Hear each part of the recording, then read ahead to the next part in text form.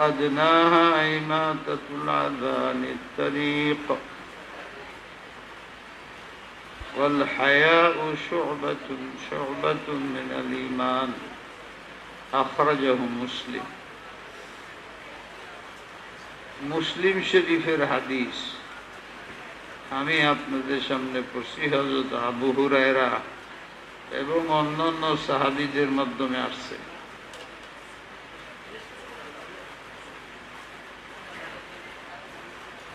এই হাদিসের মধ্যে নবী আলাইহিস সালাম বলছেন, মানুষের ঈমানে 70-এর উপরে ঘাঁটি আছে, 70টা আমল আছে, 70-এর অধিক আমল আছে।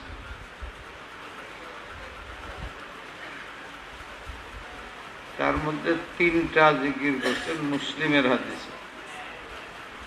1 নম্বর হইল লা ইলাহা ইল্লাল্লাহ,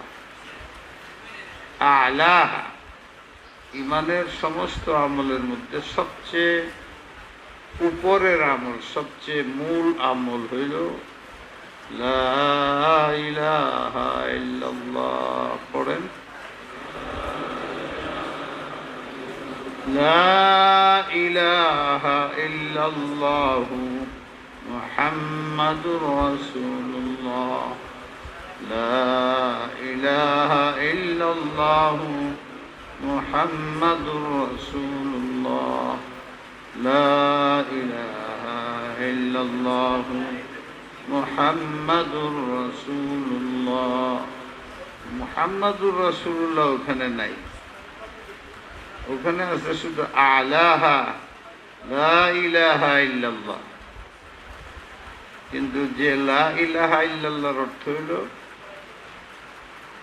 আল্লাহ এক, তিনি কেবল মানুষের ইবাদতের উপযুক্ত, অন্য কারো ইবাদত করা যায় না। তিনি উলুহিয়তের মালিক, তিনি আল্লাহ। কিন্তু নবী আলাইহিস সালাতু ওয়াস সালাম আমাদেরকে এই কথাটা শিখাইছে। এই জন্য জিকির যখন করা হয়, এখন মুহাম্মাদুর রাসূলুল্লাহ জিকির হয় না। কেউ যদি এরকম পড়ে মুহাম্মদ মুহাম্মদ মুহাম্মদ জিকির করে, গুনাহ হইবে।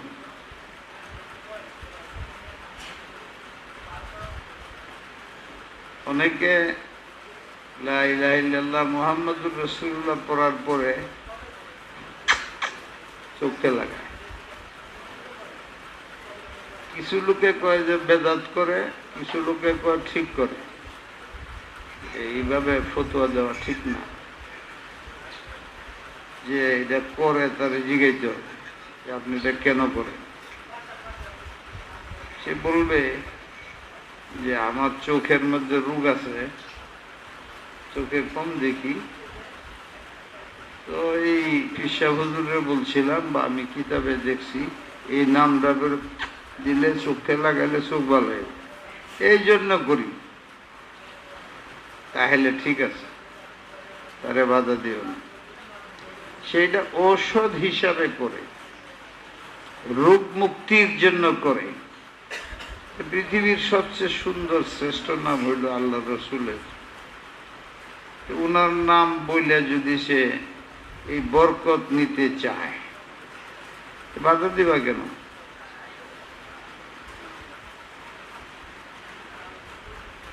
সেটা শরীয়তের হুকুম মনে করে না, এটা সুন্নত মনে করে না। জিগাও সুন্নত কর না, শরীয়তের হুকুম পালন কর না। চোখে ব্যথা লাগলে যেরকম ওষুধ দিয়ে ট্যাবলেট খাই, তো এখানে ওষুধ চোখে ব্যথা লাগছে তো আমি ওষুধ হিসাবে ব্যবহার করছি।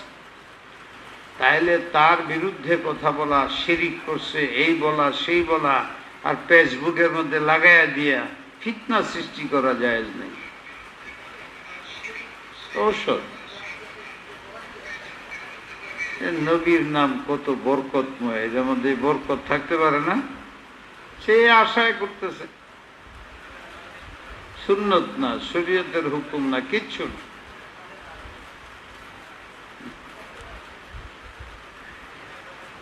নবীর নাম তো বরকত।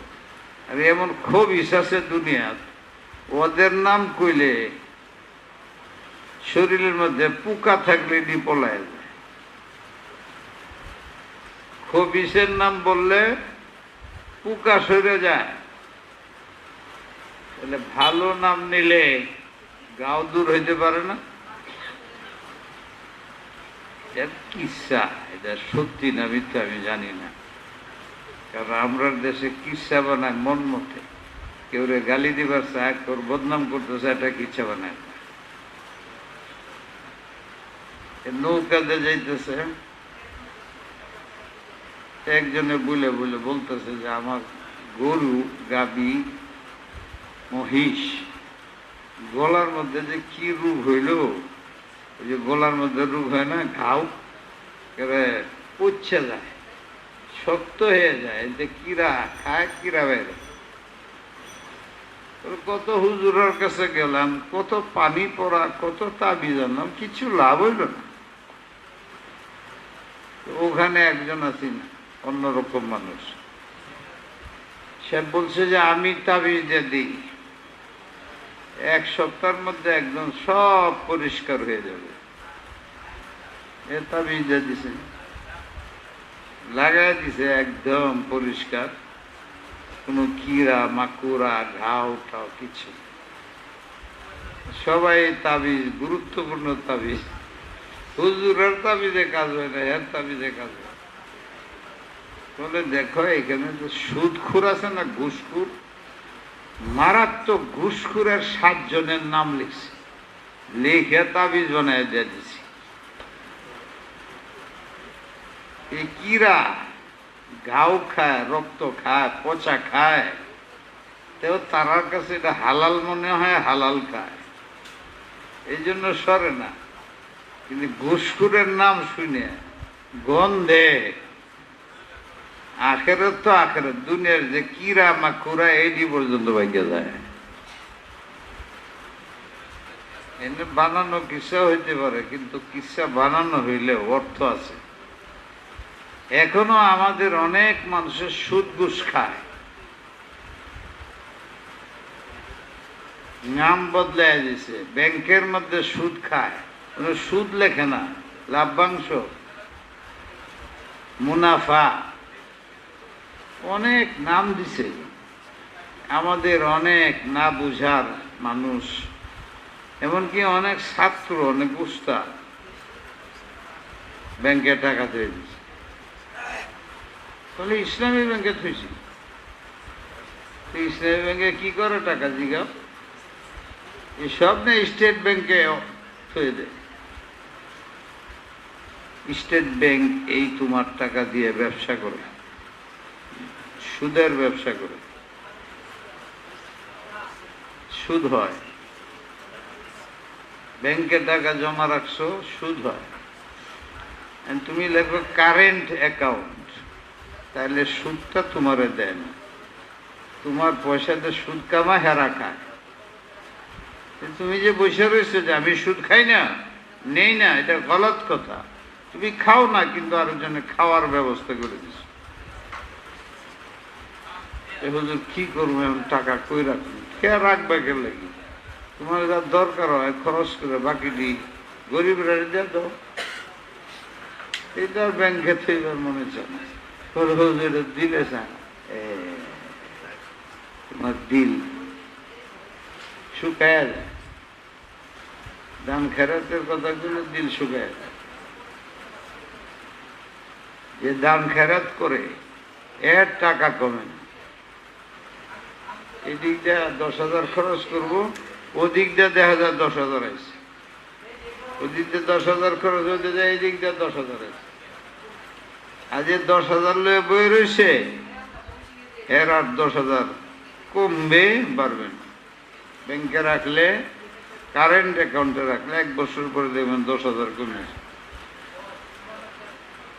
আর যদি সেভিং করেন বাড়তেছে। যে দান করে সে সেভিং করে, এদিকে যে যায় ওদিক দিয়ে আসে। কুয়ার পানি আছে না, আপনি দাগ দেখেন কোন পর্যন্ত আছে, 4 দিন পরে দেয়া যায় যে এই পর্যন্ত আছে। পরে এখান থেকে 100 বালতি উঠে পেলাম, এরপরে যে মাপ দেন যে ওই যে দাগ দিচ্ছেন ওই পর্যন্ত বেড়ে গেছে। বুঝেন নাই? কুয়ার থেকে পানি না উঠাইলে পানি বৃদ্ধি পায় না। আর কুয়ার পানি যখন উঠাবেন, যে পরিমাণ উঠাবেন, পরের দিন যায় দেখবেন ওইটা পরিপূর্ণ হয়ে গেছে। এই ডাক্তারে মানুষের শরীরতে রক্ত নেয়, কি বলে আপনার এখানতে শরীরের থেকে 1 পা রক্ত নিয়ে নিচ্ছে, পরে আপনার বলে যে 1 গ্লাস 1 পা পানি পান করুন। পানি পান করলে দেখা যায় ওই রক্তটা পুরা হয়ে গেছে। আর যদি না পান করে তো ওই রক্ত ওইটাই আছে, ওইটাকে জন্মে ওইটার মধ্যে আর গন্ধ টন্ধ হয়েছে। এই জন্য শরীয়তে আছে, হাদিসে আছে, যাদের শরীরে রক্ত বেশি তারা যেন তাদের শরীরের বৎসরে মাসে চিন্তা ভাবনা করে রক্ত বের করে ফেলায় দেয়। বেশি রক্ত জমা হয়ে যায় আর জমে যায়, তো দেখা যায় কোন একটা রোগের মধ্যে জমে গেছে, তো ওই ব্যথা শুরু হল। অনেক সময় হার্টের মধ্যে যে রক্ত যায় আসে এটির মধ্যে রোগ আছে, ওইটার মধ্যে জমে যায়, তখন বলে যে হার্ট ব্লক হয়ে গেছে। তখন আবার অনেক সময় ব্লক যদি তাড়াতাড়ি সময় মতো না ছুটায়, রক্ত চালু না করে, হার্ট অ্যাটাক করে মরে যায়। নবী আলাইহিস সালাম বলছেন, তোমার শরীরের রক্ত বেশি জমা রাখো না, গাদ পড়ে যায়, জমে যায়, মানে রক্তের রোগ এইভাবে কিছু একটু বেঁকে যায়। এখন যদি রক্তটা ফ্রেশ না থাকে, এটা এইভাবে ঘুরে যায় না, এটা আটকে যায়। ফ্রেশ থাকলে চলে যায়। ওই বেঁকা জায়গার মধ্যে যদি আটকে যায়, এটা একটা ব্লক হয়ে গেছে, রক্ত যায় না, এই ফুলতে থাকে, ফুলতে ফুলতে ব্যথা শুরু হয়, কোনো সময় ফাইটা যায়, ব্রাস্ট হয়ে যায়, যে হার্ট অ্যাটাক হয়ে গেছে। কত কিছু আল্লাহ দুনিয়ার মধ্যে রাখছেন বুঝবার জন্য। হায় খোদা! সুতরাং হাদিসের মধ্যে আছে, তোমার সন্তানের নাম ভালো নাম রাখবা, খুব ভালো নাম রাখবা। ভালো নামের একটা আসর আছে। ছোট ছোট বাচ্চারে পরীক্ষা করে দেখেন, তার নামটার অর্থ তারে শোনান, দেখবেন ভালো হইলে খুব খুশি। আর যদি নামটার অর্থ শুনে খারাপ, দেখবেন ছোট্ট বাচ্চা মন খারাপ হয়ে যায়। হুজুর বলছেন ভালো নাম রাখ। ভালো নামের একটা আসর তাসির হয়, সেটা বাচ্চার উপরে আসে। এই দিন কয়েকদিন আগে আমি কোথায় জানি যাত্রাবাড়ি না যেখানে এখানে বলে ছাত্ররা যে তোমাদের নাম, এটা আমি করছি আমার জীবনে ফায়দা হয়েছে, তোমার নামটা দেখো কোন আল্লাহওয়ালার সাথে মিলে।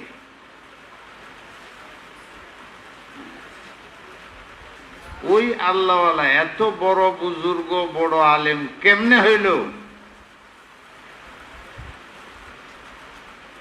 উনার গুণ তোমার নাম, তার গুণগুলো তুমি গ্রহণ করো, তুমি উনার মতো হইবা। আমার নাম মাহমুদুল হাসান, মাহমুদ হাসান। আমি তালাশ করলাম যে দেখি আমাদের বড় বড় আলেমদের মধ্যে এই নামের কেডা আছে। পরে একজন পাইলাম যে এমন পাওয়া পাইলাম, যে ওনার মধ্যে কি কি গুণ আছে, এরকম ধরো 5টা গুণ আমি বেছে দিছি।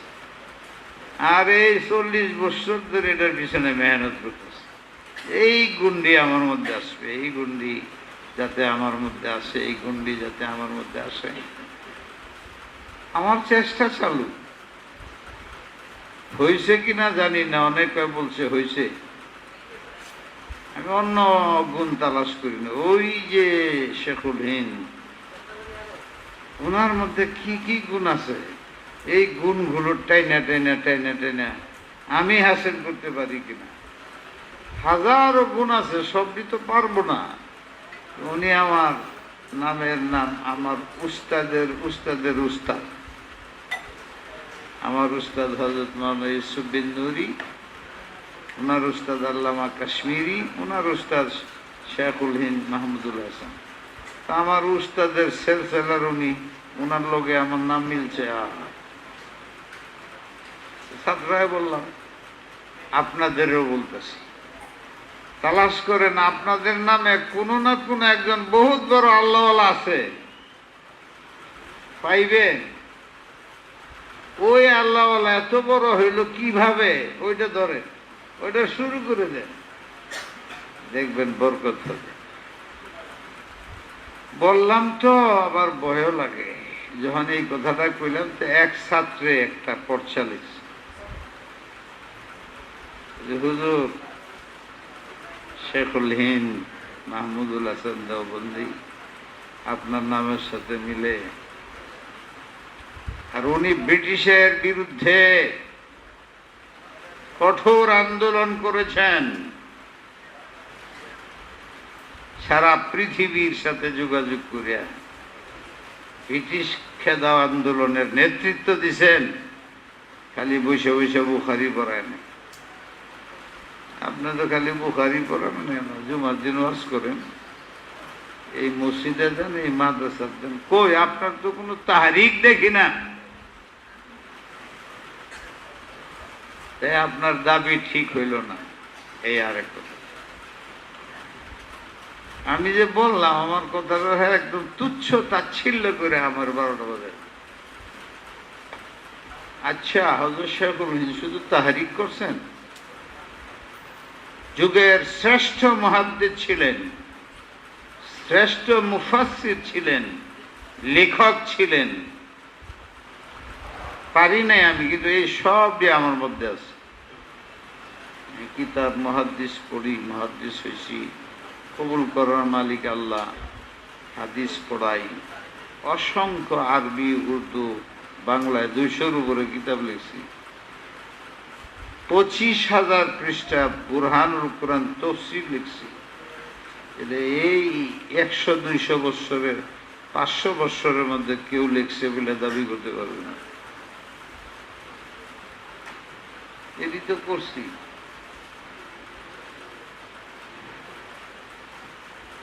তাহরিক যে আমি করি না, এটা তুমি বললা কেমনে? কেউ তাহরিক করে প্রকাশ্যে ফিল্ডে নেমে, আর কেউ ফিল্ডে যায় না, জায়গায় বসে তাহরিক করে।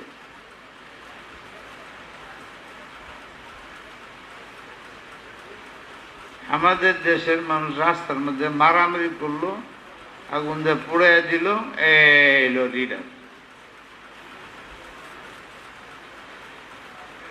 যদি মাইনা নেওয়া হতে 5টা গুণের 4টা আছে আমার মধ্যে, একটা নাই। যদি বুঝো, হযরত শেখুল হিন্দ ব্রিটিশ খেদাও পর্যন্ত চেষ্টা করছে, কিন্তু চেষ্টার ফল পান নাই।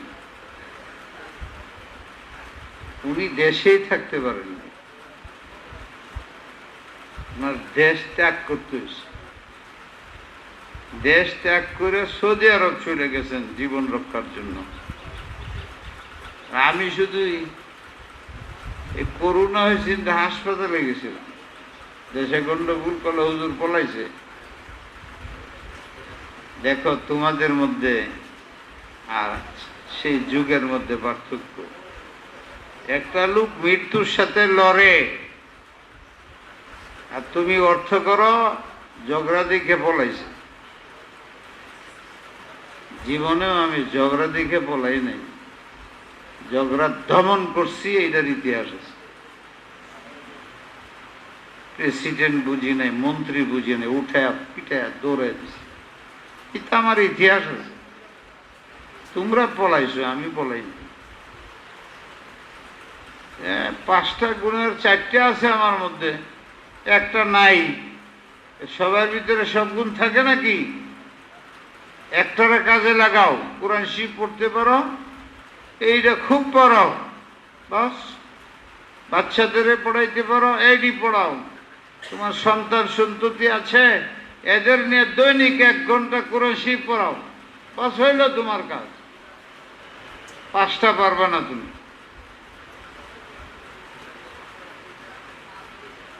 দুই নম্বর কথা হলো যে আমি করি না, এটা তুমি কবে জন্ম হয়েছ? 20 বছর বয়স হয়েছে। আমি যখন কাজ করছি তখন তো তুমি জন্মই হয়েছ না, জন্মই হও নাই। আমি কি করছি? এই যে বৈশা রয়েছেন, আপনাদের বয়স, অধিকাংশের বয়স 20, 25, 30-এর বেশি হইব, আল্লাহ জানে। 40-50-এর বয়সের লোকের সংখ্যা অনেক কম আছে। 15, 20, 30, 25 বেশি আছে। আজকাল আলহামদুলিল্লাহ যুবকরা মসজিদ ভরে দেয়। কিন্তু এই মসজিদ যখন আমি করছি তখন যুবকরা মসজিদ ভাঙ্গিয়ে দিবার চেয়েছে। এনে মসজিদ হইব না, এদিক দিয়ে আমরা রাস্তা, এনে আমরা গোসল করি, এনে আমরা খেলাই, এইটা কর। বিশাল পুকুর, 1000 মানুষে গোসল করে, ভিতর দিয়ে রাস্তা 2-3 হাজার মানুষ যাতায়াত করে, আর যত খেলাধুলা এখানে এই মাঠে করে। এই 2-4-5 জন বুড়া আমরা নামাজ পড়তাম। ওর পাশে এক মসজিদ আছে না, এই রাত নামাজ পড়তাম, পরে এখানে নামাজ পড়ছে। আরে এখন ওরে বাবা, আমি যখন মসজিদ বানাই তো মাস আর ছাত্র 70 জন, আর এলাকার 2-4 জন। আমি জানি এইভাবে এই মসজিদটা এথানি বড় যেটুক, এটা আমি তখন ভিত্তি স্থাপন করছি যখন মানুষ 27 জন বাহিরের, সব মিলে 100 কম নামাজ পড়ি। এখানে বহুত বড় হুজুর আছে, তুমি পাগল নাকি? এবং আমাদের যে কমিটি ছিল, কমিটির 2 জন মাথা পাগল মানুষ। কি করতেছে নাই টাকা পয়সা, কি সারা দুনিয়া জোড়া মসজিদ বানাইতেছে, এটা জীবনে বলবো নি। 15 ফিট বসছে এই জায়গাটা, এইটাও ছোট হয়েছে। এটা 24 ফিট রাখছিলাম, আর ওইটা 18 ফিট। 18 ফিটেরটা 7 ফিট হয়েছে করতে করতে। আগে বসছি 15 ফিট, পরে ভরতে ভরতে এই যে মাথার বাস বাসা পানি। 4 বছর পরে ওই হুজুর, বড় হুজুর আসছেন। ওই মসজিদে জায়গা পায় না, আমি ইচ্ছা করে ওটা পরে লইয়া বেরিয়েছি। এখন মসজিদের বাইরে নামাজে দাঁড়াইতে হয়, ওই যে এখানেই দাঁড়ায় যায় না, হুজুর আপনার সামনে জায়গা রাখে, তো সামনে যাবো তো। হুজুর দেখেন মসজিদ ভরে গেছে, ভরে গেছে, জায়গা হইতেছে। বুদ্ধি ছিল দেখো, তুমি আমার মায়ের দিলা না।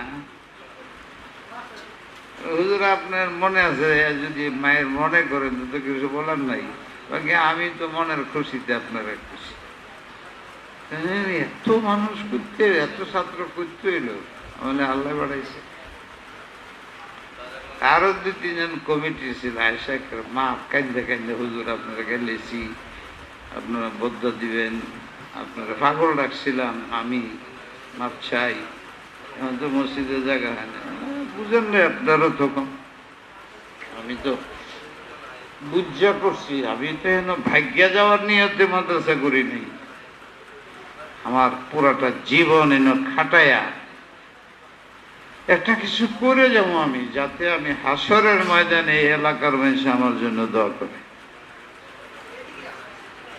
আপনারা তো জানেন না যে এই যে মসজিদে বসে রয়েছেন, এটা কোনো ইঞ্জিনিয়ার করেই নাই। এটার ইঞ্জিনিয়ারও আমি, এটা রাজমিস্ত্রিও আমি, রড মিস্ত্রিও আমি, ইট মিস্ত্রিও আমি, সব আর আমার ছাত্র। কি সুন্দর দেখা যাবে যদি বানাইতে পারতাম, কি সুন্দর যে হইতো। কিন্তু এখন তো ভাঙ্গনের সময় আসছে।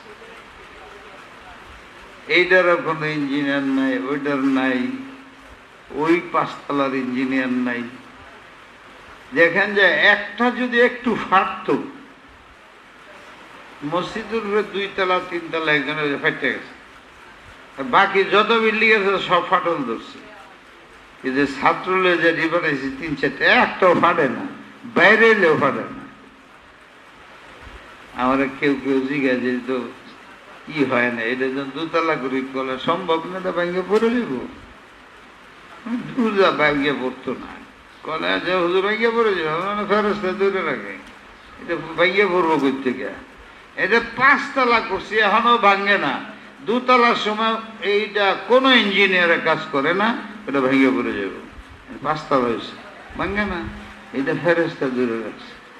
আবার আপনার লোক এটি বললাম, আল্লাহ রাগ হইয়া ফেরেশতা সরাইয়া ফেলায় কিনা আল্লাহ জানে, কিন্তু সব আল্লাহ করছে। আর এই যে কথা বলো যে আমি কিছু করি না, আমি তোমাদের জন্মের আগে অনেক কিছু করে ফেলছি, ওটির ইতিহাস পড়ো। আর তোমাদের জন্মের সামনে কি করছি এটা একটু ভালো করে চিন্তা করো। কালকেও NSA লুকটুক আসছে, বলতেছিল যে হুজুর আপনারা খুব ভয় লাগে, সব ভয় করে। একজনে বলতেছে হুজুর আপনারা আমি ওই দিন চিনছি যেদিন বললেন এইখানে ভাস্কর্য হবে না, সামনে মন্ত্রী বয়ে রয়েছে, স্বরাষ্ট্র, এরা সব এরা হইবে বাউ করে আইছে, আপনি বলছেন হবে না, চিঠি দিলেন, সেই চিঠিটা আমি নিয়ে গেছিলাম, দিছি, পরের দিন রায় এসে হবে না। ওই দিন বুঝছি, আপনার এর আগে বুঝে নাই। কালকে বললো হুজুর আমার পানের বাগান আছে, একটু অনুমতি দিলে আপনাদের পান দিই। পান কান পান লই আসবো। আমি পান নাতে 5 কোটি টাকা লই আসো, অসুবিধা নেই, মহাব্বতে নিয়ে আসবো। আনো, জানো এটা কেমনে বন্ধ হয়েছে? লাফালাফিতে বন্ধ হয়নি। অনেক কাজ লাফালাফি ছাড়া হয়। ঘোষণা এনে হইল কেন? জানে লাফালাফি করে মিটিং করো, এনে ঘোষণা হইতে পারো না? ঘোষণাটা যাত্রাবাদী কেন? সব ছাত্র, শিক্ষক, টুপিওয়ালা, সব সন্ত্রাসী, সব সন্ত্রাসী।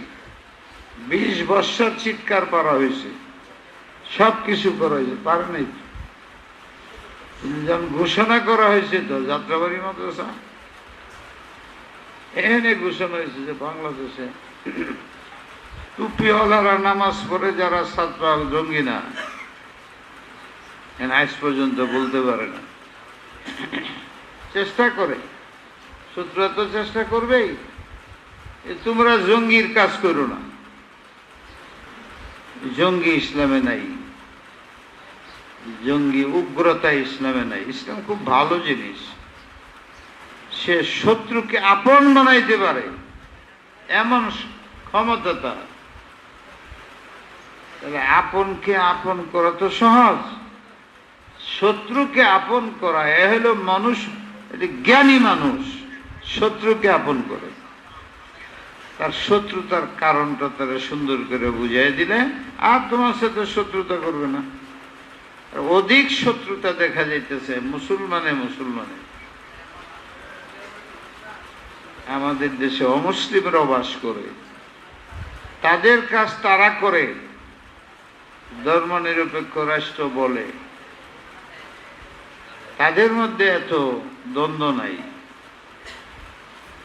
ওদের এটির মধ্যে গন্ডগোল হয় তো গিয়া দেখা যায় মুসলমানের গন্ডগোল, হেরার পূজা পাঠে গন্ডগোল, গন্ডগোল করে দুই দিকের মুসলমান, হেরা কিছুই না, কারণ তাদের সংখ্যা তো খুব কম,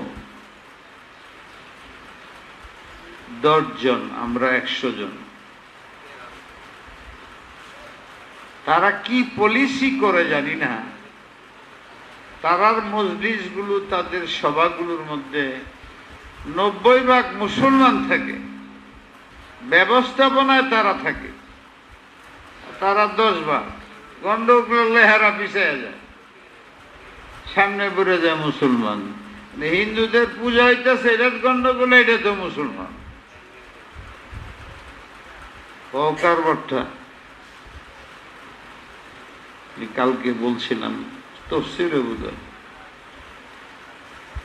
এই দেশের যে অপরাধ প্রবণতা, ধর্মহীনতা, বিদেশি কালচার, তাহজিব, তামাদ্দুন, সংস্কৃতি, এটি বন্ধ করা তরিকা সহজ, খুব কঠিন। সহজ হলেই এরা যে বিভিন্ন ধরনের সাংস্কৃতিক অনুষ্ঠান করে, এদের 100 জনের 90 জন মুসলমান হয়। মুসলমানরা যদি হিম্মত করে আর না যায়, তাহলে কোনো আন্দোলন ছাড়া এটি বন্ধ হয়ে যাবে। একটা অনুষ্ঠান সাজাইতে 1 কোটি টাকা লাগে, 1 লাখ টাকা লাগে, তারা টাকা পাওয়া যায় সরকারের পক্ষ থেকে। আবার বড় বড় ধনী মুসলমানরা তারাও দেয়, ব্যবসা করে। তো যদি মিটিং এর থেকে 90% মুসলমান সরে যায়, তাহলে এই 10 জনের তো পূজা পাঠের মণ্ডপ চলবে না, আর লজ্জা, হাসবে, মানুষ এমনি ছেড়ে দিবে। কিন্তু এই জমজমাট তো হইতেছে 90% মুসলমানের কারণে। বাংলাদেশের 90% মুসলমান সিগারেট ছেড়ে দিক, এই দেশের সিগারেটের ব্যবসায় চলবে না। 90% মুসলমান হোটেল বাহিরে শরাব ছেড়ে দিক, যে দেশে শরাবের ব্যবসা চলবে না। পতিতা ব্যবসা মুসলমান ছেড়ে দিক, তাহলে দেশে পতিতার ব্যবসা চলবে না। ঠিক বললাম না বেঠিক বললাম? 10 ভাগ তারা, 10 ভাগে কোনোদিন জমজমাট হবে না, যা খরচ করবে তাই উঠবে না, লাভ হইব কোত্থেকে? আর যদি তারার 10 ভাগ আর আপনাদের এই 90% যায়, 90% সাহায্য আমাদের পাইতেছে তারা, তাহলে এদেশে এই সমস্ত ইসলাম বিরোধী কার্যকলাপ 90% মুসলমানে করতেছে। তাহলে এই দেশে যত চেষ্টাই করেন সম্ভব হবে না অপকাজ, অপসংস্কৃতি দূর করা। আমি এটার জন্য, আপনারা আমার এলাকার মানুষ, আমার কলজার প্রাণ আপনারা, আমি মরে গেলে এই প্রতিষ্ঠান আপনাদের থাকলে আমি সব পাবো। আপনারা স্মরণ করবেন, দোয়া করবেন। না থাকে, নষ্ট হয়, আমিও শান্তি পাবো না, আপনারাও কষ্ট, ক্ষতি, ধ্বংসে পড়বেন। আল্লাহর প্রতিষ্ঠান।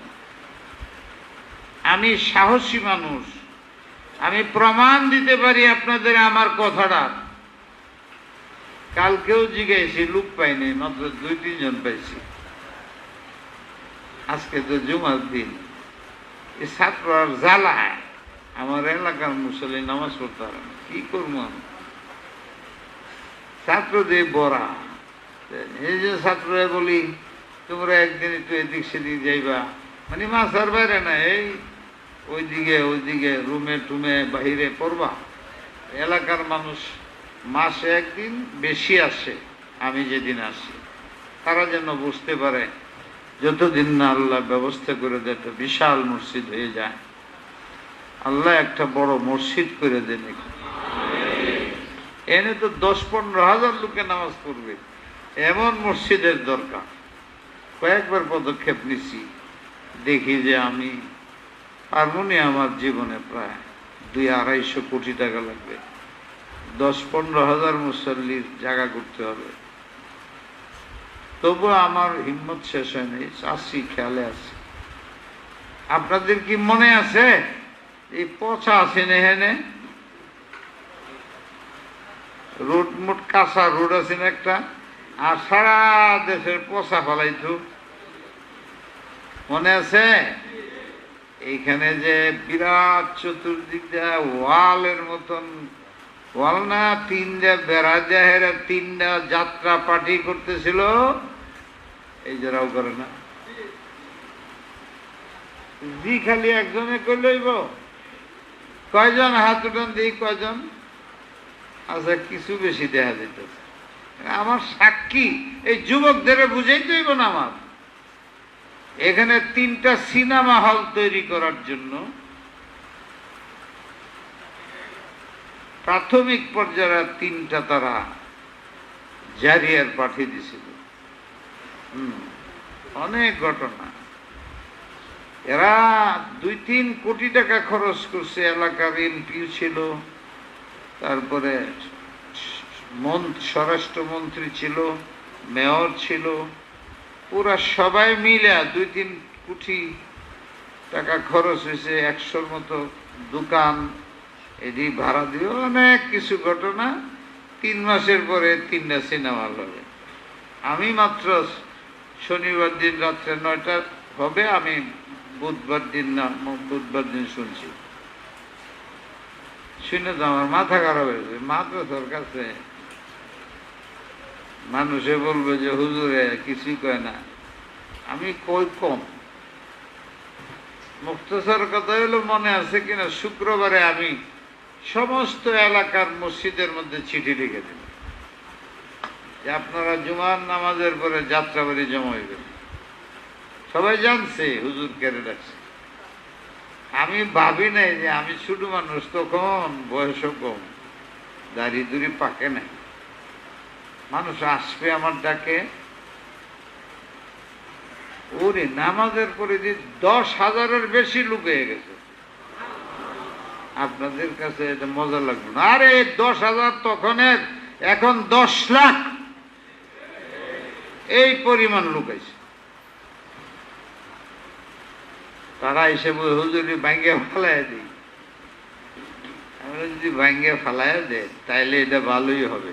তাহলে এরা সব বানাবে, আমারে আসামি বানাই দিবে, কেস হয়ে যাবে।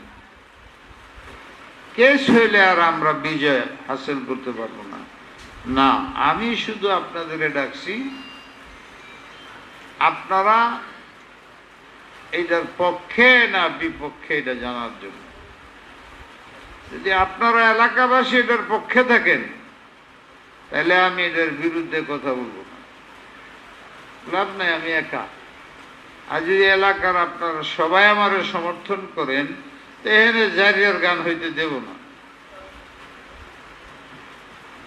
এটা জানবার জন্য আপনাদের এটা ডাকছি। তাহলে হুজুর আমরা এটা চাই না, এ নইব না, তাহলে আপনার জাজির বাড়িতে যাবো, এতে আমি একা করব, যদি পারি হবে, না হলে রবিবার দিন আপনাদের আবার ডাকবো, তখন ভাঙ্গাভাঙ্গি করতে হয়, কেস খাইতে হয়, খাবো। এর আগে দেখি একা পারিনি। মুখতাসার কথা, এই সব আসলো, চলে গেল, কোনো খারাপ রাগ হয় না যে হুজুর এটাই কেন আমরা রোদাই করেছি। আমি চেষ্টা করছি, সরকারি হুকুম আসছে 3 ঘন্টার ভিতরে সরাও, সরে গেছে, সহসাতানি করছে, আমাকে চাইছে হুজুর একটা রাত্রে সময় দেন। 1 পয়সা সময় নেই, কি অসুবিধা করে, লেবার নেই, আমার মাথা সব ছাত্র লেবারই করে যাও। 1 ঘন্টা সময় দিলে হেরা কাম করে একদম টোটালি ভেঙে ফেলাই দিচ্ছে। সব নিয়ে যেতেছে 3 ঘন্টার মধ্যে। এরপরে এরা যে শনি আখড়ার ভিতরে 3টা ফিট করছে। এখন শনি আখড়ার যারা লোক তারা আমাকে চাইছে, হুজুর আপনি তো আপনারটা করলেন, বিপদটা আমরার ঘরে চাপছে, আমাদের এনে বানাইছে, এখন আমরা কি করবো, আমরা তো আপনার মতো লোক নাই। আমরা কে কইছে, আমি আছি তো। হুজুর বন্ধ করে দিন। আমি যে যাত্রাবাড়িটা বন্ধ হয়েছে তোমরাটা ওই ভাই হবে না, মানো যদি আমার কথা যদি মানো ওইটাও বন্ধ হয়ে যাবে। কিভাবে এইটাই আপনাদের বলবার চাইতেছি। তারা বানাইছে 2-3 কোটি টাকা খরচ করে, তোমরা একটা বাচ্চাও যাবে না, দেখি কি করো। এটা তোমাদের ব্যাপার, তোমাদের এলাকার কোনো মানুষ এখানে যাইতে পারবে না। তারপরে দেখো কি হয়। আমারটা তো 3, 4, 5, 10 মাসে বানাইছে, আর এতদিন পরে আমার এটা নষ্ট করতে হয়েছে। তোমরাটা আরো তাড়াতাড়ি শেষ হয়ে যাবে। কি তোমরা এলাকার কোন মুসলমান যেতে পারবে না। দেখো কি হয়। আল্লাহর বান্দারা ঠিকই যায় নাই। 2-3 কোটি টাকা খরচ করে, আরো বোধহয় 1 কোটি টাকা খালি মাইকে খরচ করছে। সারা দুনিয়ায় মাইক মারে, সন্ধ্যার পরে কেউ নাই। দিনের বেলা ফুলাবার কিছু ঘুরে ঘাড়ে, এরা তো পয়সা দেয় না। আর মাগরিবের আগে আসরের বের থেকে একজনও যায় না। যত শিয়াল আছে, কুকুর আছে, এরা সব এখানে সভা করে। 8 দিনের মধ্যে এটা ভেঙে গেছে। ওখানে একটা সিনেমা হল লাস্টে তারা বানায় রাখছে, মরে গেছে। এটা কে বলছিলাম, 14টা সিনেমা হলের মালিক। খোঁজ করল না, এনে আবার নতুন মাছের কাছে করলা, মাছ বানায় ওর সাথে মরে গেছে। কি লাভ হইল বানায়? মানুষের জীবন আল্লাহ দিছে, কাজে লাগাও, বুঝবার চেষ্টা করো। নিজের চোখে দেখতেছো না মানুষ যে সব মরে যায়, সব ফালায় আছে, কেন ব্রেনে আসে না? যে কথাটা আমি শুরু করছিলাম, এই দেশ থেকে সংস্কৃতি দূর করা, ইহুদিবাদ, খ্রিস্টবাদ, অমুসলিম সংস্কৃতি দূর করতে হলে ওই যে শনি আখড়ার লোকেরা যা করছে, ওদের অনুষ্ঠানে আমরা যোগ দেব না, অটোমেটিক সারা দেশ বন্ধ হয়ে যাবে। আর যদি আমরা যোগ দিই মুসলমানরা, তাহলে কিছু আলেমরা কষ্ট করতেছেন, তারা মানববন্ধ স্বীকার করতেছে, সব করতেছে, এরা মায়ের খাইতেছে, এমনকি মুসলমানরাও তাদের গাইলিতে থাকে। লজ্জার বিষয়।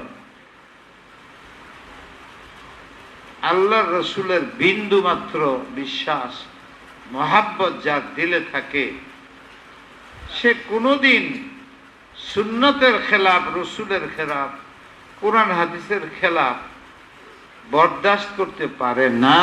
না না, কান্দে বসে পারে না, কারণ সে গলত রাস্তা এখতিয়ার করে, যেগুলো শরীয়ত সম্মত না, গলত রাস্তা এখতিয়ার করে নবীর জন্য। নবী বলে না, কিন্তু আমি সহ্য করতে পারি না আমার নবীর তুই গালি দিলে কেন, যেখানে পাই গোপনে তোরা বাইরে দে। ইসলামে এইভাবে গোপন হত্যা জায়েজ রাখে নাই, আইন হাতে তুলে নেওয়া জায়েজ নাই। সরকারকে বলো, হুকুমতকে বলো সুবিচার করবে, কিন্তু হুকুমত সুবিচার করবে না এই বিশ্বাস করে সে নিজে বিচার করে ফেলা। এই বিচার অনেকটি আছে, নিজের হাতে নেওয়া যায় না। ইসলামে আছে চুরি করলে হাত কাটো, জিনা করলে হজ্জারি করো, কিন্তু এটা যে কেউ পারবেন, এটা রাষ্ট্রীয় অধিকার। জিনা সাব্যস্ত হয় মুসলিম রাষ্ট্র হয়, মুসলিম রাষ্ট্রে তার হাত কাটবে, মুসলিম রাষ্ট্রে তার উপরে জিনা হজ্জারি করবে। কোন ব্যক্তির পাঞ্চতের অধিকার নাই যে জিনা হয়েছে হজ জারি করো, এ আমাদের দেশে এসব বাজে কাজ হয়। কিন্তু হয় কেন? হয় ওই ইসলামের মহাব্বতেই, ইসলামের এই হুকুম, এটা আমরা করেই ছাড়ব, রং পথে চলে যায়। এই জন্য সরকারের কমপক্ষে এটুক করা উচিত, প্রত্যেক ধর্ম যেহেতু স্বাধীন, প্রত্যেক ধর্মের বিচার ব্যবস্থার মধ্যে যদি মৌলিক, ওখানে মুসলমানদের তাদেরটা যেমন রাখা হয়েছে, মুসলমানের বিচার ব্যবস্থার মধ্যেও তাদের মৌলিক কিছু বিষয়াদি আছে, ওইটির জন্য ভিন্ন আদালত থাকা চাই। তাহলে গন্ডগোল কমে যাবে, ফিতনা কমে যাবে। এটা মুসলিম ধর্মে চুরি করলে হাত কাটে, মুসলিম ধর্মে জিনা করলে হদ হয়। মুসলিমদেরকে এই অধিকারটা দিতে হবে। এর জন্য একটা আলাদা আদালত, মন যেমন তোমরা কত ধরনের আদালত, রাষ্ট্রদ্রোহীর জন্য আলাদা আদালত, চুরের জন্য আলাদা আদালত, এটা আছে না? এইরকম একটা আদালত মুসলিম আদালতের নামে, এখানে মুসলিম সমস্যাগুলো মুসলিমের আইনে সমাধান হবে। অন্যান্য তো ধর্মের লোকেরা এখানে বাস করে, তারাটা চলে, আমাদেরটাও চলবার দাও। এই আদালতে অমুসলিমদের বিচার হবে না,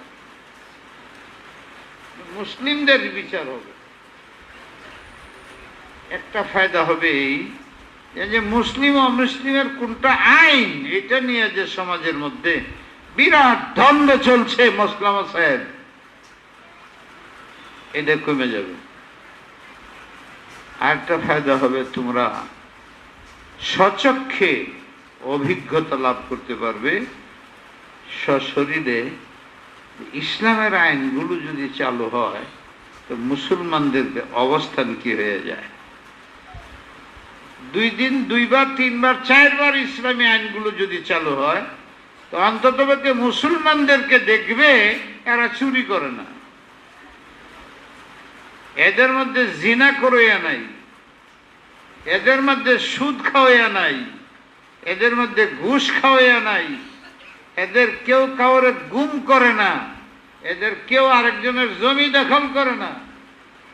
তোমাদের জন্য একটা মডেল হবে ভবিষ্যতে, যে আমরা ধর্ম নিরপেক্ষ রাষ্ট্র চালাবো নাকি ইসলামী রাষ্ট্রের মধ্যে ইসলাম চালায়া অন্য মানুষকেও মুসলিম বানাবো। আমি আশা করি তাই করবে তোমরা। কেন? কষ্ট হবে না তোমাদের, মায়ের দূর করতে হবে না। মুসলমান যদি মুসলমান হয়ে যায়, এই দেশে যারা অমুসলিম থাকে এরা অটোমেটিক মুসলমান হওয়া শুরু করবে। মুসলমানকে মুসলমান হইতে হবে। এর নজির আগে একটা তো বললাম যে আমি এলাকায় দেখছি, বন্ধ করে দিছি, কেউ যায় নাই তো সিনেমা হল বন্ধ হয়েছে, যাত্রা পার্টি বন্ধ হয়ে গেছে। ঠিক নবী আলাইহিসসালামের যুগে দেখো, উনি নবী ছিলেন বটে, কিন্তু অন্যরা যারা নবীরে মানছে না, ওনারা নবী মানত, আমার সে খারাপ মনে করতো। আমার কথায় কয়জন উঠবে বসবে, নবীর কথায় তো লাখ লাখ মানুষ উঠে। এই নবীর বিরুদ্ধে তারা করছে, এমন করা করছে যে ওনাকে নিজের দেশ ত্যাগ করতে হয়েছে, মদিনায় চলে গেছেন।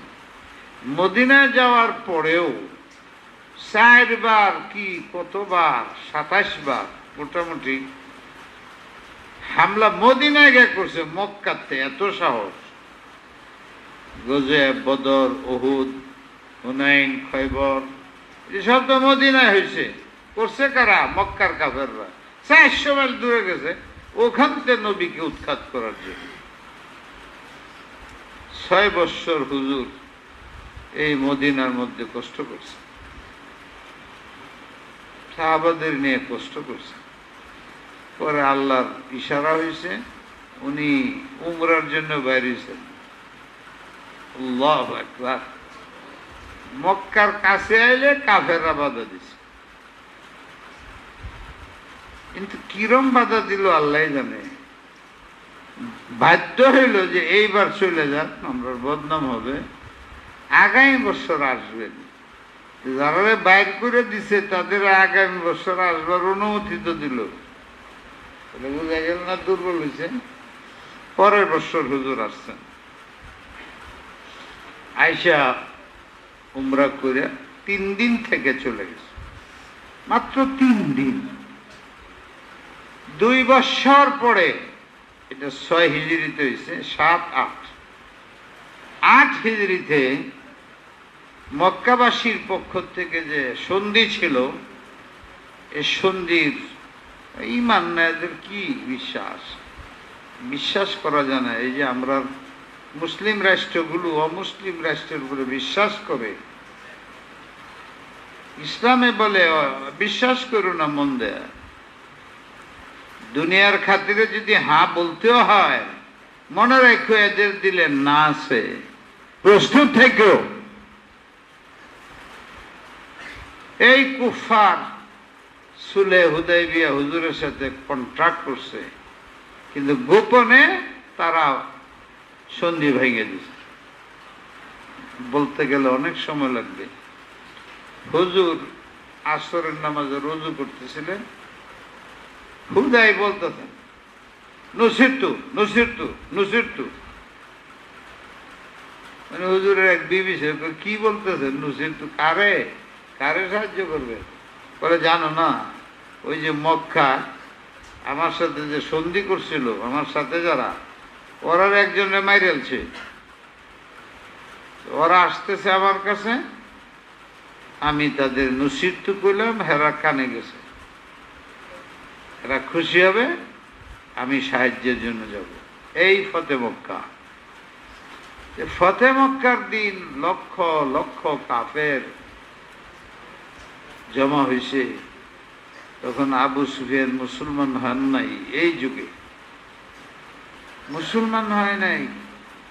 লক্ষ লক্ষ সৈনিক, মুসলমানের 10,000 সৈনিক, কি যে হইল আমি আর তফসিল বলতে চাই না। 1.5-2 লক্ষ সব দিয়ে মুসলমান হয়ে গেছে, কোন রক্তপাত হয় নাই, বাদাবাদি নাই, ছোট্ট মোট্ট একটা দুটো এদিক সেদিক, কিন্তু কোন রক্তপাত নেই, সব মুসলমান হয়ে গেছে। তাদেরকে পরবর্তী ইসলামের পরে জিজ্ঞাসা করা হয়েছে, তোমরা মুসলমান হয়ে গেল, কি ব্যাপার? বাইর করে দিলে আমরা দেশ থেকে, এখন মুসলমান হয়ে গেলাম, ভয়ে নাকি? বলে না। কিসের ভয়? তোমরা 10,000, আমরা 2-2.5 লাখ। কি বলে? আমাদের যে চিন্তাটা মুসলমান মানুষের, সেটা হলো তুমি আবু বকর, উমর, উসমান, আলী, তোমাদের মতো যারা আমাদের সাথে শরাব খাইতো, মদ খাওয়া আর মেয়ে লোকের লুভে লুবাতু, নারী নির্যাতন, অন্যের সম্পদ লুণ্ঠন করা, মানুষের রক্ত চুষা, জুলুম অত্যাচার ছাড়া আমরা বুঝতাম না। মানুষরূপী পশু ছিলাম আমরা। তোমরাও তো আমাদের সাথী, কিন্তু তোমরা এই লোকটার সাথে থেকে কিভাবে স্বর্ণের মানুষ হইলে? আবু বকর, তুমি এত স্বর্ণে, এত নেক, ভদ্র, শরীফ, এত ভালো চরিত্রের কেমনে হইলে? ওমর, তুমি তো এই নবীরে মারতে গেছিলে, তুমি এত চরিত্রবান কেমনে হইলে? আসলেই তোমরা মানুষ হইলে কেমনে? এই তারার প্রশ্ন। যখন আমরা দেখলাম যে ইসলাম মুসলমানকে এই চরিত্র শিক্ষা দেয়, মনুষ্যত্ব শিক্ষা দেয়, মানুষ বানায়, মানুষকে মানুষ বানায়, আর আমরা মানুষ পশু বানাই, পশু হয়েছি, এই চিন্তা মনমানসিকতা আমাদের দিলে আঘাত করছে। তো আমরা আগের থেকে তৈরি মুসলমান হইতে। আবু সুফিয়ানের ভয়ে, এই লিডারগুলোর ভয়ে না আমরা এতদিন মুসলমান হয়ে নেই। এখন যখন ফতে মক্কা হয়ে গেছে, আমরা বয়স শেষ, সব আমরা একসাথে লা ইলাহা ইল্লাল্লাহ মুহাম্মাদুর রাসূলুল্লাহ। এই জন্য বলা হয় ইসলাম তলোয়ারে আসে নাই, চরিত্রে আসছে। আজকে যদি বাংলাদেশের মানুষ সত্যিকার ইসলামের চরিত্রবান হয়, তারা তাদের জায়গায় কাজ করে, 10 ভাগ যদি তারা অন্য কাজ করে, এটির কোনো মূল্যই থাকবে না এদেশে। এই রাস্তা অবলম্বন করা উচিত সমস্ত লিডারদের। যারা আলেম গায়রে আলেম, তোমরা ইসলামকে পছন্দ করো, সত্যি মৃত্যুকে ভয় করো, সত্যি মনে করো নবী ছাড়া, ওনার শাফাত ছাড়া চিরমুক্তি হবে না, লাফাইলে হবে না, জজবায় কাজ করলে হবে না, উগ্রতার দ্বারা কাজ হবে না। কাজ হবে সুচিন্তিত ভাবে চরিত্র গঠন করা। ইন্নী বুইস্তু লিউতাম্মিমা মাকারিমাল আখলাক ওয়া ইন্নী বুইস্তু লিউতাম্মিমা লিমুআল্লিমান। দ্বীনি শিক্ষা হাসিল করো, তোমার সন্তানদেরকে দিন শিখাও। দিন দিন কেন বুঝো না? শতকরা 90 না হইলেও 80 জন সন্তানের কারণে মা বাপ কষ্ট পাচ্ছে।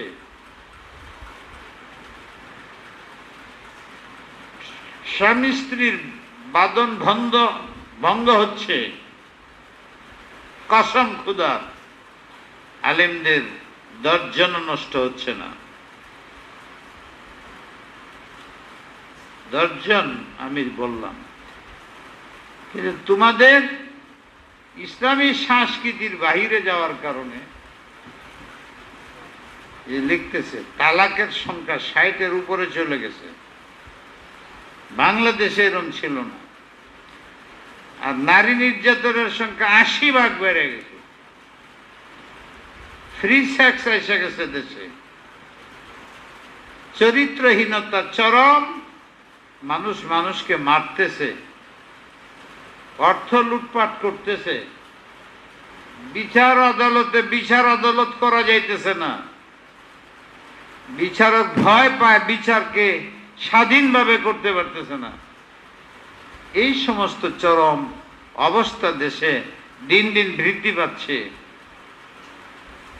হাসি যখন আমার খুব কষ্ট লাগে। হাসি কেমনে?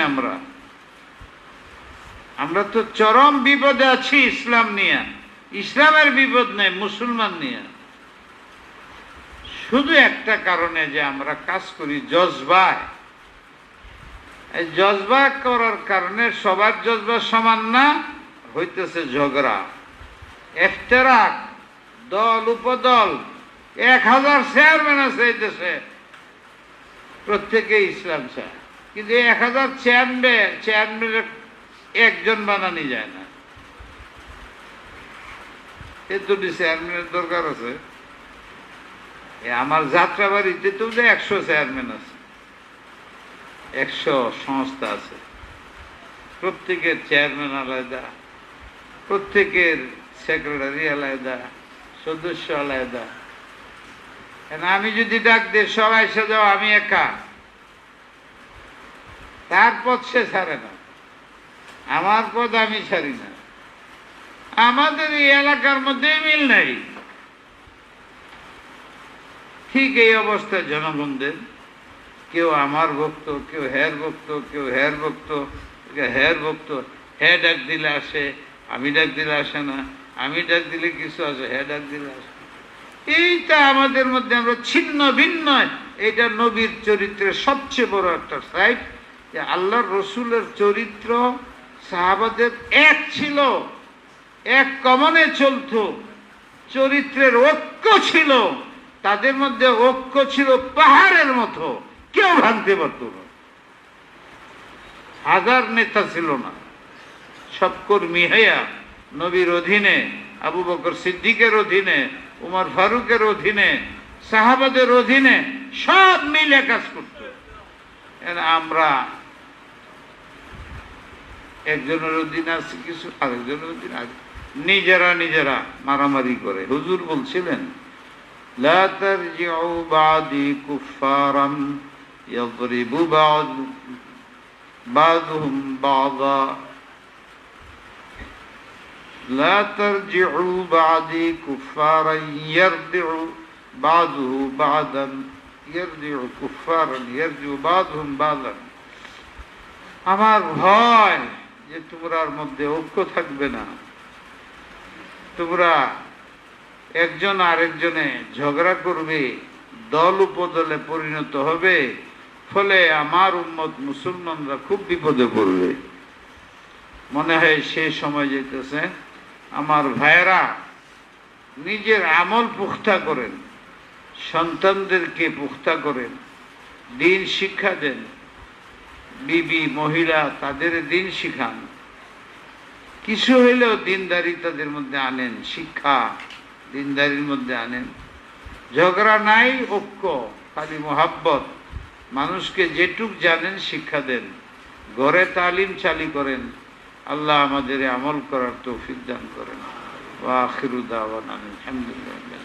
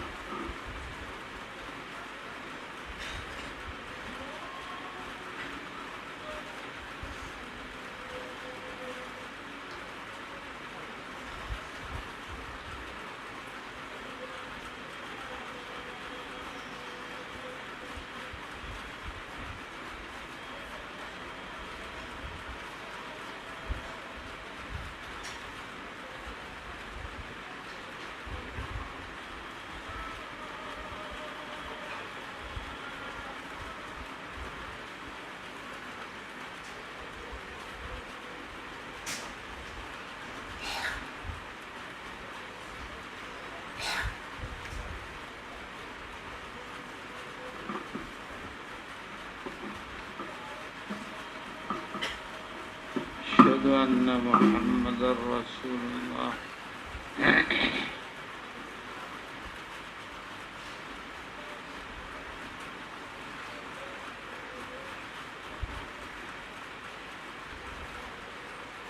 أشهد أن محمد رسول الله.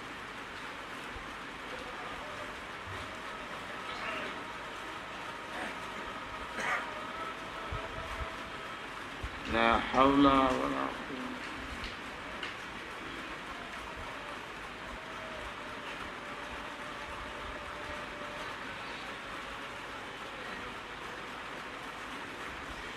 لا حول ولا قوة إلا بالله.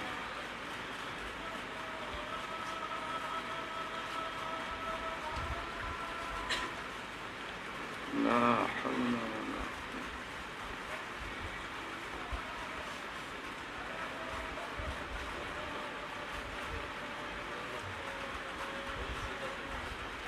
لا حول ولا قوة.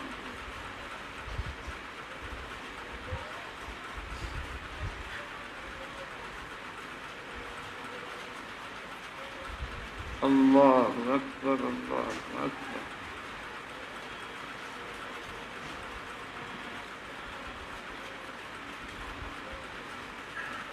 لا إله إلا الله.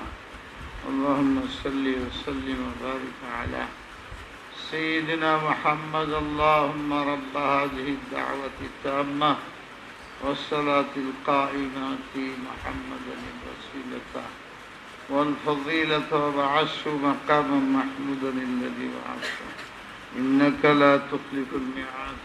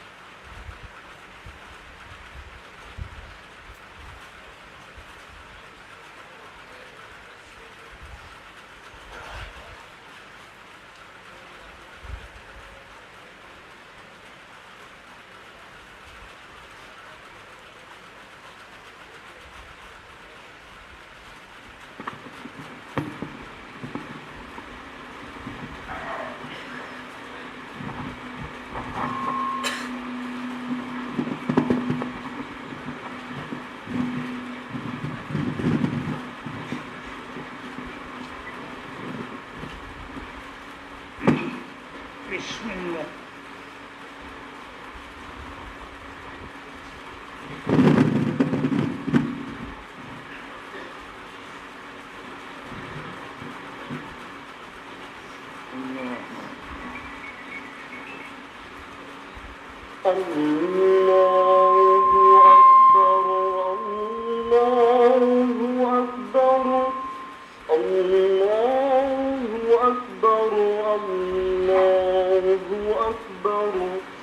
أشهد أن لا إله إلا الله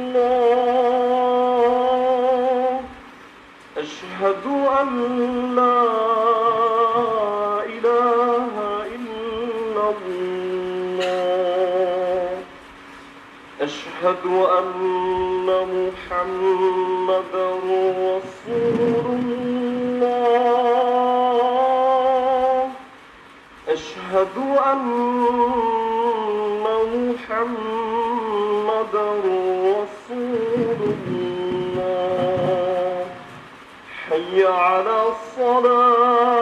الصلاة حي على الصلاة حي على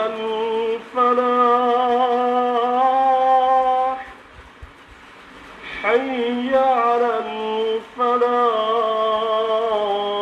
الفلاح الله أكبر الله أكبر لا إله إلا الله.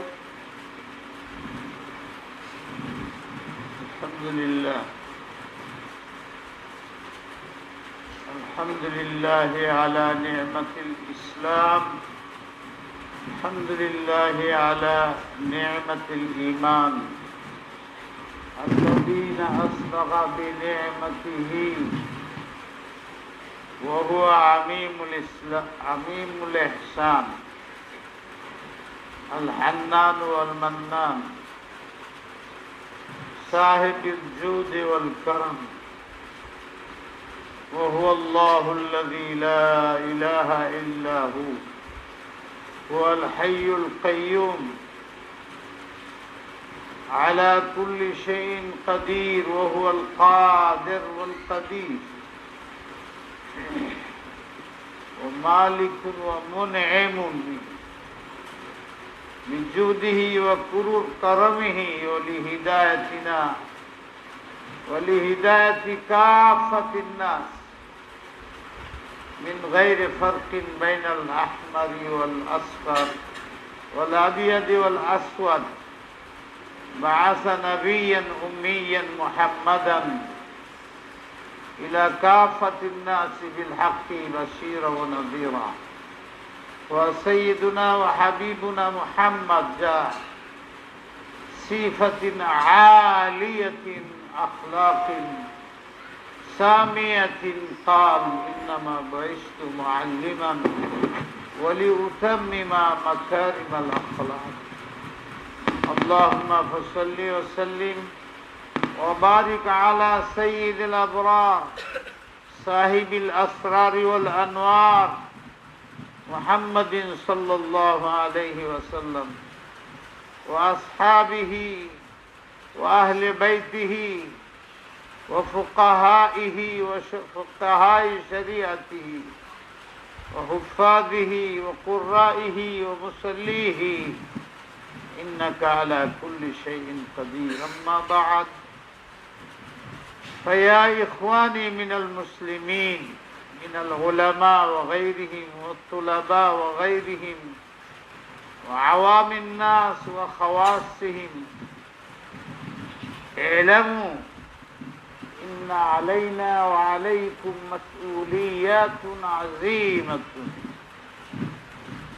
وهي مسؤولية الدعوة مسؤولية التعليم مسؤولية التربية والتزكية خصوصا لورثة الأنبياء محمد صلى الله عليه وسلم ويكمل مشروعات هذه أمرا ونهيا يأمرون بالمعروف وينهون عن المنكر بحكمة بالغة وموعظة لينة. يقول الله صلى الله عليه وسلم في شان الداعي الكبير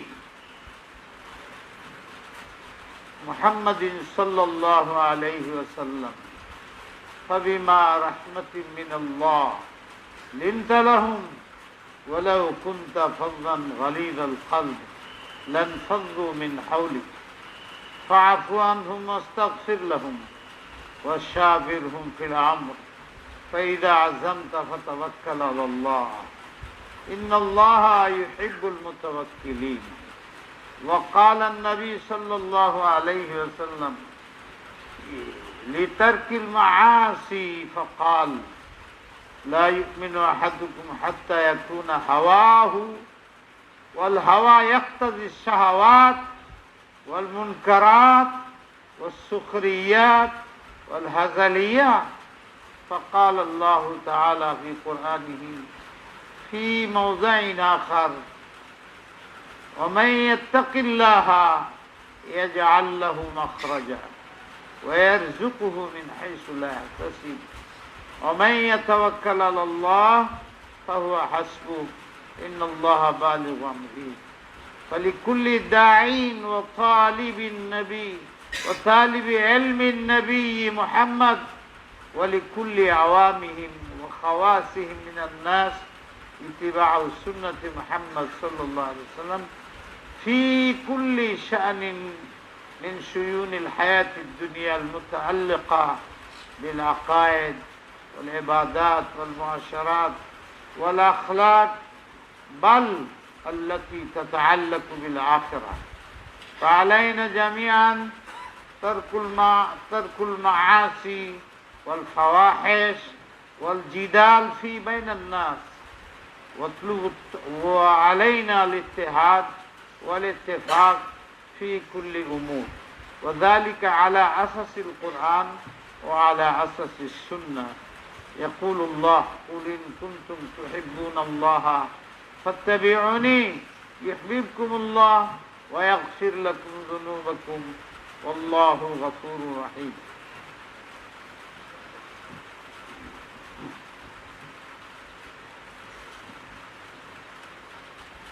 الحمد لله نحمده ونستعينه ونستغفره ونؤمن به ونتوكل عليه ونعوذ بالله من شرور أنفسنا ومن سيئات أعمالنا.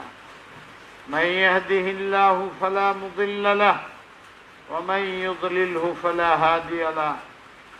ونشهد أن لا إله إلا الله وحده لا شريك له. ونشهد أن سيدنا ومولانا محمدا عبده ورسوله أرسله الله تبارك وتعالى إلى الناس كافة بالحق بشيرا ونذيرا بين يدي الساعة. من يطع الله ورسوله فقد رشد ومن يعصهما فإنه لا يضر إلا نفسه ولا يضر الله شيئا. أعوذ بالله من الشيطان الرجيم. بسم الله الرحمن الرحيم. إن الله وملائكته يصلون على النبي يا أيها الذين آمنوا صلوا عليه وسلموا تسليما. اللهم صل وسلم وبارك على سيدنا محمد وعلى آله الطيبين وأصحابه أجمعين إلى يوم الدين. اللهم ارحم على أبي بكر وعمر وعثمان وعلي وفاطمة والحسن والحسين وأبا هريرة وسائر أصحابه وبنات محمد صلى الله عليه وسلم. اللهم أرنا الحق حقا وارزقنا اتباعه وأرنا الباطل باطلا وارزقنا اجتنابه. اللهم أعنا على ذكرك وشكرك وحسن عبادتك. لا تدع لنا ذنبا إلا غفرت ولا هما إلا فرجت ولا دينا إلا قضيت ولا ميتا إلا رحمت ولا مريضا إلا شفيت ولا مبتلا إلا عافيت ولا ذنبا إلا غفرت ولا عيبا إلا سترت ولا حاجة من حوائج الدنيا والآخرة إلا ولك فيها رضا إلا قضيت ولا كربة من كرب الدنيا يا رب العالمين والقرون والشدائد والموانع كلها يا رب العالمين إلا كشفتها يا أرحم الراحمين يا أكرم الأكرمين. ربنا تقبل منا إنك أنت السميع العليم. ربنا آتنا في الدنيا حسنة وفي الآخرة حسنة وقنا عذاب النار. عباد الله رحمكم الله، إن الله يأمركم بالعدل والإحسان وإيتاء ذي القربى وينهى عن الفحشاء والمنكر والبغي يعظكم لعلكم تذكرون. فاذكروني أذكركم واشكروا لي ولا تكفرون. أقيموا الصفوف واعتدلوا واستووا. الله أكبر الله أكبر الله أكبر الله أكبر. أشهد أن لا إله إلا الله. أشهد أن لا إله إلا الله. أشهد أن محمدا رسول الله. أشهد أن محمدا رسول الله. حي على الصلاة حي على الصلاة حي على الفلاح حي على الفلاح. قد قامت الصلاة قد قامت الصلاة. الله أكبر الله أكبر لا إله إلا الله. الله أكبر.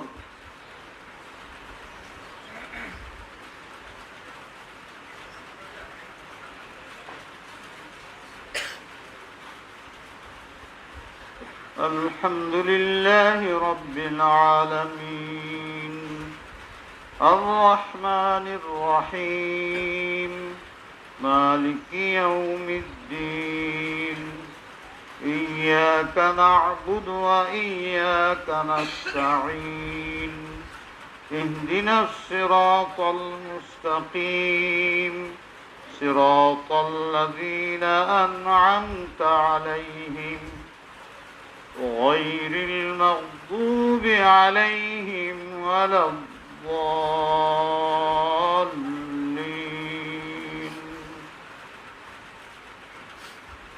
يا أيها الذين آمنوا هل أدلكم على تجارة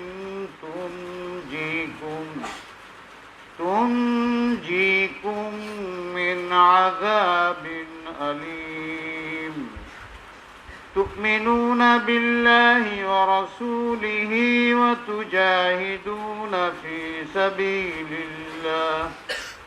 وتجاهدون في سبيل الله بأموالكم وأنفسكم.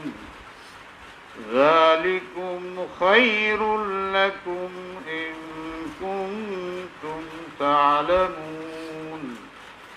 يغفر لكم ذنوبكم ويدخلكم جنات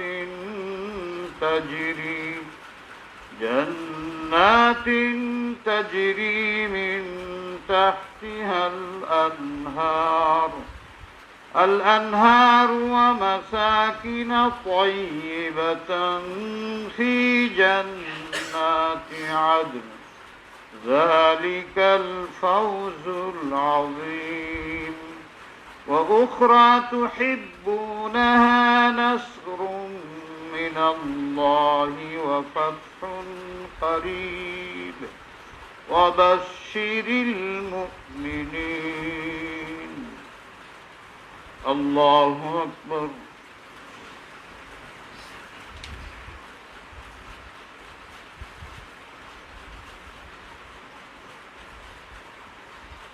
سمع الله لمن حمده. الله أكبر.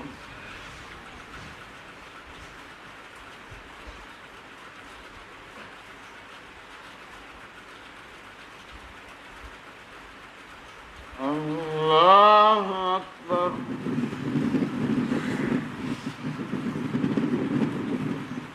الله أكبر.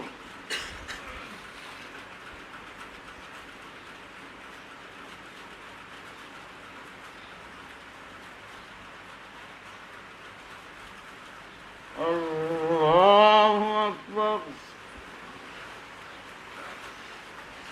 الحمد لله رب العالمين الرحمن الرحيم مالك يوم الدين. إياك نعبد وإياك نستعين. اهدنا الصراط المستقيم صراط الذين أنعمت عليهم غير المغضوب عليهم ولا الضالين.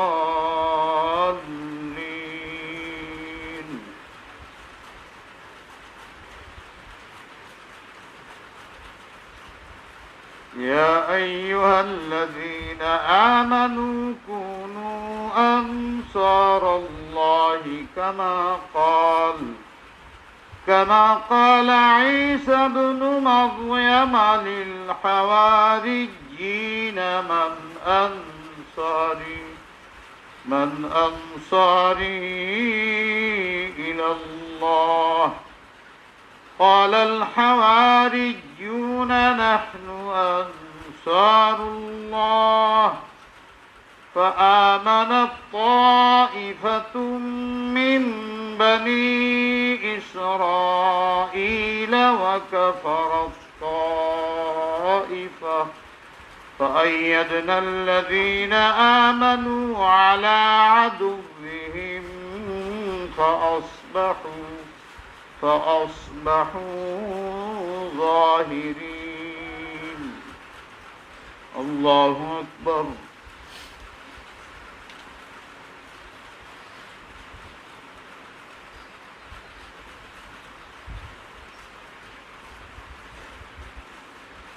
سمع الله لمن حمده.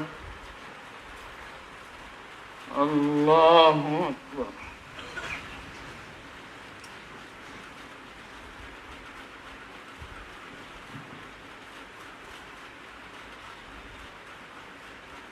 الله أكبر. الله أكبر.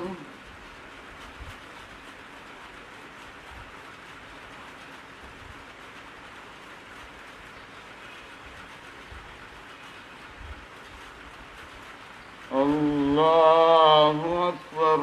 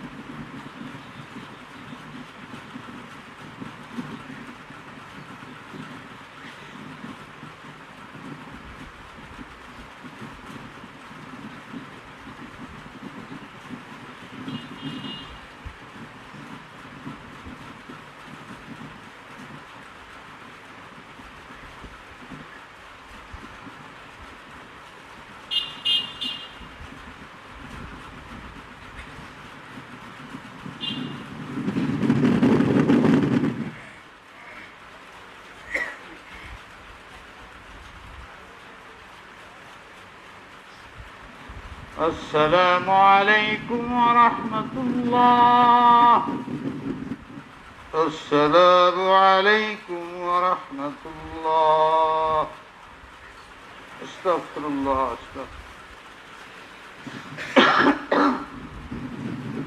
اللهم صل وسلم وبارك على سيدنا محمد. ربنا ظلمنا أنفسنا وإن لم تغفر لنا ذنوبنا وترحمنا لنكونن من الخاسرين. ربنا لا تزغ قلوبنا بعد إذ هديتنا وهب لنا من لدنك رحمة إنك أنت الوهاب. ربنا آتنا في الدنيا حسنة وفي الآخرة حسنة وقنا عذاب النار. ইলাহি আমাদের জুমার নামাজ কবুল করে। ইয়া আল্লাহ, আমরা জুমার নামাজ পড়ছি, জানি না তোমার কাছে কবুল হয়েছে কিনা। এই আশাই তো করছি যাতে তুমি কবুল করো। আল্লাহ, দেখো কত মানুষ জমা হয়েছে, ছোট ছোট বাচ্চারা, তোমাদের জন্য দোয়া করতেছি। তোমরা বলো, আল্লাহর কাছে মাপ চাও, তোমরা যাতে ভালো ভালো সমাজের বড় বড় মানুষ হইতে পারো। সময় নষ্ট করো না। যুবক ভাইরা, দেখতেছ কিমনে মানুষ মানে দুনিয়াতে যাইতেছে। আল্লাহ তোমাদের কবুল করো, পুরো অঞ্চলকে আদর্শ অঞ্চল বানাও। বেনমাজি না থাকে, গুনাহগার না থাকে, বেপরদিগি না থাকে। তোমরা খাটো খাটো খাটো, এইটার বদলা তোমরা আখিরাতে পাইবা। এই মাদ্রাসাকে কেন্দ্র করে এই অঞ্চলকে আল্লাহ নূরের অঞ্চল বানায় দাও। সকলের দিলের মধ্যে ইসলামের সুন্নতের মহাব্বত বসায় দাও। এরা খুব মহাব্বত করে আল্লাহ। এক মাসের জন্য এক মাস জরিপ করে বয়ে থাকে। দেখো কিভাবে এরা হাজির হয়েছে। আল্লাহ, বসার জায়গা নাই, খারণের জায়গা নাই। তুমি তাদের নামাজ কবুল করে ফেলাও। আল্লাহ, আজকে তোমার কাছে খাস ভাবে কাঁদতেছি। এরা এখান থেকে বের হবে একটা আল্লাহর ওলি হইয়া। এরা এক সপ্তাহেও নামাজ কাজা করবে না, স্বামী স্ত্রীর ঝগড়া হবে না, ছেলে মেয়েদেরকে দিনদার বানানোর চেষ্টা। শুধু নবীর মুহাব্বত পয়দা করো দিলের মধ্যে। কবরে যদি বাঁচতে চাও, সাপের আক্রমণ থেকে বাঁচতে চাও, জমির চাপা দেওয়ার থেকে যদি বাঁচতে চাও, চিরস্থায়ী ভাবে থাকার জায়গার মধ্যে নবীর সাথে থাকতে পারো। চিন্তা করো, অচিন্তা হইও না। দুনিয়ার মধ্যে ডুবে থেকো না। দুনিয়া অস্থায়ী, ছায়ার মতো জায়গা। হে আমার ভাইয়েরা, এ আমার মুসল্লি ভাইয়েরা, এ আমার ছাত্র ভাইয়েরা, এ আমার উস্তাদে কেরাম, হে আমার এলাকাবাসী, এ যারা বিভিন্ন জায়গাতে আসছো, জানি না কতদিন আর থাকা হবে দুনিয়ায়। এই মাদ্রাসা তোমাদের জন্য এসেট করে রেখে গেলাম।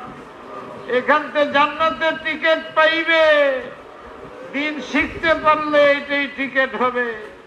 মহাব্বত করবে আলেমদেরকে, ভুল ত্রুটি দেখবে না, খালি তাদের খেদমত দেখবে। সবাই সবার সাথে মিলজুল করে থাকো। নিজের একটু যদি ক্ষতিও হয় মানো, ঝগড়া করো না, মারামারি করো না। আমার হাবিব তোমার হাবিব না করে গেছেন। এই উম্মত দরহাম হবে এই মালের কারণে, নারীর কারণে, ক্ষমতার কারণে। এরা ধ্বংস হবে, কাফের বেদিনদার হাতের খেলুনা হবে। তাই হইতে চলেছি আমরা। মিল করো, মহাব্বত করো, বদগুমানি করো না, বদগুমানি করো না, বদগুমানি করো না। একজন একজনের দোষ তালাশ করো না। দোষগুলো কিভাবে ইসলাহ করা যায় সেই চেষ্টা করো। আলেম সাহেবেরা এই ছোট্ট ছোট্ট মশলা নিয়া, যেগুলো হালাল হারামের মশলা না, মুস্তাহাব সুন্নতের মশলা, এইগুলো নিয়ে জনগণের মধ্যে বিভ্রান্তি পয়দা করা, এক আলেম আরেক আলেমের বিরুদ্ধে বললে এরা যাবে কোথায়? শান্ত হন, সবাই দিনদার হন, আখিরাতকে মনে করেন, নবীর সুন্নাত জিন্দা করেন। ইয়া আল্লাহ, ইয়া আল্লাহ, ইয়া আল্লাহ। দাওয়াতুল হকের মিটিং এর তারিখ ঘোষণা হয়েছে। সমস্ত মানুষকে সুন্নতের আমল এবং এই আমল করার তৌফিক দাও, যাতে আমাদের মজলিস সুন্দর হয়। ইয়া আল্লাহ, তুমি দয়া করো যাতে আমাদের দাওয়াতুল হকের কাজ আগে যেরকম সুন্দর হয়েছে সেরকম সুন্দর হয়, আরো বেশি সুন্দর হয়, যেটার উসিলায় সারা দেশে সুন্নতের আমল হয়। আল্লাহ আমাদের দোয়া কবুল করো। অনেক অসুস্থ তাদের সুস্থ বানায় দাও, যারা অভাবী তাদের হালাল রিজিক দাও, যারা জেলখানায় আছে আল্লাহ এদের মুক্তি দাও। ইয়া আল্লাহ, যারা অসুস্থ, হাত পাও ভাঙ্গা, খায়া না খায়া জেলের মধ্যে আছে, হাসপাতালের মধ্যে আছে, জঙ্গলের মধ্যে পড়ে রয়েছে, আল্লাহ এদের দয়া করো, মায়া করো, মহব্বত করো। আমাদের সরকারকে আল্লাহ দিনদার বানায় দাও, এদেরকে যেন জুলুম না করে, অত্যাচার না করে। আল্লাহ তোমার উপরে ভরসা করে, তুমি আজকে চাইলে আজকে সরকার, কালকে না চাইলে তাদের অস্তিত্বই থাকবে না। এই বুঝটা তাদের ভিতরে ঢুকিয়ে দাও। আর যারা জনগণ বিদ্রোহী করো, বুঝে নাও তোমরা কতটুকু আল্লাহ হইছ। তোমরা তাদের মধ্যে সবার মধ্যে মিল মোহাব্বত করে চলো, গলত পথে চলো না, জুলুমের পথে চলো না, মিথ্যা পথে চলো না, তাহলে লাভ হইতে পারে কিন্তু থাকবে না। ইয়া আল্লাহ, আমাদের সব শ্রেণীর মানুষকে মাফ করে দাও। এরা আকসার মুসলমান, এদের আখলাক দেখে অমুসলমানরা যেন মুসলমান হয়ে যায়। রব্বানা তাকাব্বাল মিন্না ইন্নাকা আনতাস সামিউল আলিম বিরহমাতিকা ইয়া আরহামার রাহিমিন।